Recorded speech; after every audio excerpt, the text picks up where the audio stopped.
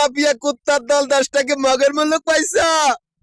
তোদের আত্মীয় স্বজন গুলা মিলিটারি ডিফেন্সের অফিসার গল, বড় বড় পুলিশ অফিসার গল। এজন্য তোরা অন্যায় করবি কুত্তার বাচ্চাগুলা।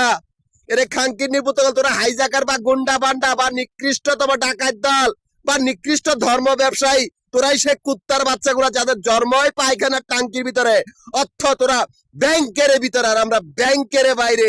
তোদের সাহসটা কেমন হইলো ব্যাংকের বাইরের ব্যবসা দখল করার?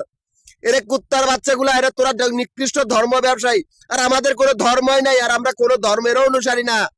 তোদের আত্মীয় স্বজন গুলা মিলিটারি ডিফেন্স বা বড় বড় পুলিশ অফিসার বা মিলিটারি অফিসার, এটা ভাবলে ভুল করবি। তোদের মিলিটারি অফিসার গুলো বন্দুকের নলের সামনে কল্লা কাটবো।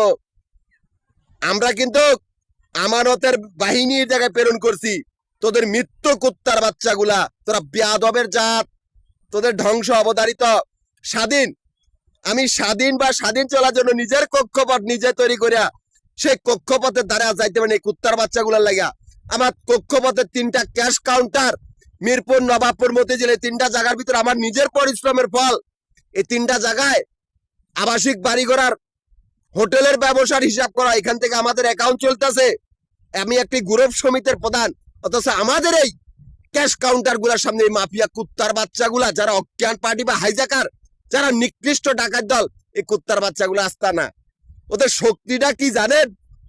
ওদের বাপগুলা বড় বড় গডফাদার গুলা মাফিয়া গ্রুপের মিলিটারি ডিফেন্সের অফিসার গল। এজন্য ওরা শক্তি পায়। খাঙ্কি মাগির পুতগল, মানে দেশটা ওদের বাপের। এরা তোদের ধ্বংস অবধারিত। চতুর্পাশে তোরা কাইক দিতে পারবে না, তোদের মৃত্যু অবধারিত। লড়বি তো মরবি, হয় গণতোড়াই দিয়া মারবো, নয় তোরা নিজেরাই মরবি। আর কোনো রাস্তা রাখি নাই।